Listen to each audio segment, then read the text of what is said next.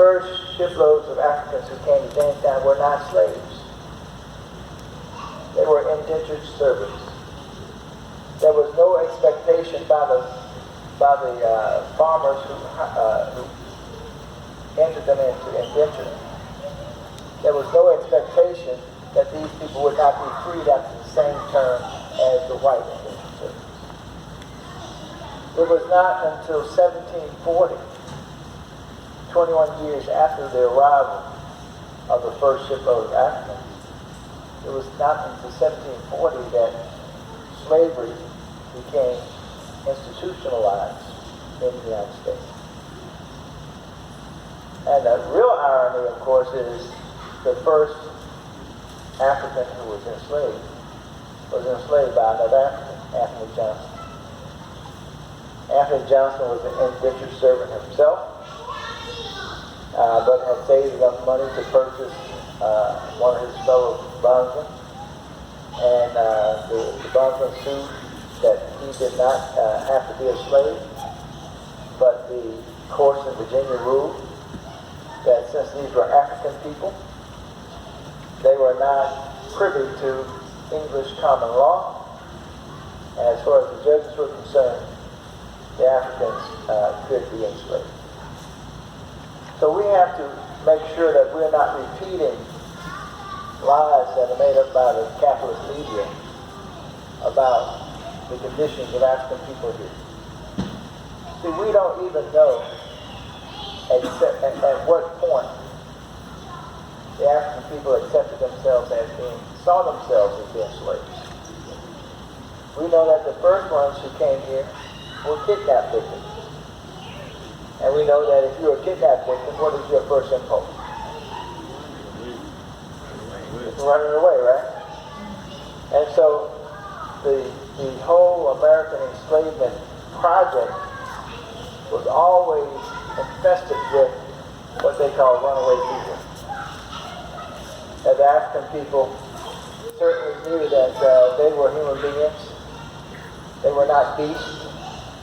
They had the same hopes and dreams in their breast as everybody else. And they were more than willing to take their chances to run away. The first runaways were immigrated groups. It was white people from Ireland, from Spain and Portugal, as well as Africa. They ran away together. So it was sometime later that they developed racial slavery. That we now know that we can not only get work from these people for 7 years, we can get forever work from them. And if we identify them as being Africans of a darker hue, and if you make up a tale about why you can justify that, especially since you came to this country claiming that you were escaping persecution and fighting for freedom, how could you deny freedom to those who were running away? So we've got to get that story straight. We've got to tell that story straight. It took decades, and of course the invention of the top gin to make slavery wholesale and profitable. The small farms that existed, especially in the northern states, didn't have a need for that many workers, and therefore the number of people that lived in the households with these employers was very small. But after 1740 and the imposition of chattel, and when we talk about chattel slavery, we're talking about property. That you are no longer treated as a human being, that you are now treated as a piece of property, a piece of furniture, a cow, a horse.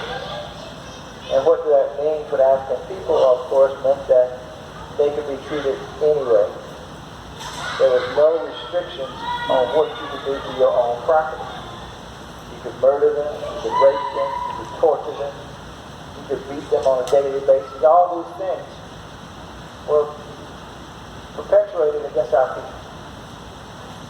And of course we know that a law of nature is oppression breeds resistance. So there was always a grouping of people among our folk who decided that they were not going to be mistreated. They were not going to be dehumanized. That they would regain their humanity by running away. And so all over the United States, where there were swamps, where there were mountains, our people ran away. And we were lucky that many of our native brothers and sisters welcomed us to live among them. So that's one of the things I just wanted to clarify. Not only that, but as early as 1712, there was a slave rebellion in New York City, where the slaves rose up and said that they wanted to be treated as human beings. And they killed a number of masters, and they were executed. Then, of course, in 1748, there was the second uprising in New York, and these people were tried for insurrection and executed. The earliest large slave rebellion was the Stono Rebellion in 1719. Stono is outside of Charleston, South Carolina. The Africans were running away on their way to Florida. They had heard that the Spanish would allow you to be free if you made it to the Florida territory, which was owned by Spain, and that happened.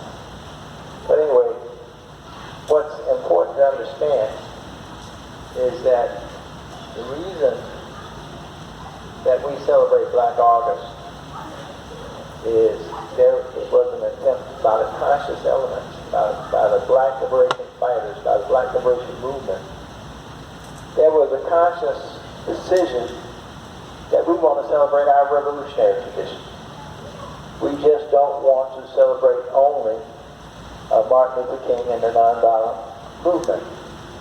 That we know that there were many people who didn't go along with nonviolence, and that they are certainly not going to be treated with any respect by the masters of this country. And so it was important for us to understand that that it was necessary that we rescue our history from the clutches of those forces who are trying to deny that we waged revolutionary struggle and that we would only accept assimilation with the racist white ruling class. So my presentation tonight is divided into 4 parts. One, the creation of chattel slavery in the United States. The second part being the Civil War. The third part being Reconstruction and its aftermath, Jim Crow system. And finally, the modern Civil Rights Movement. So what's understood that we've got to come to grips with is that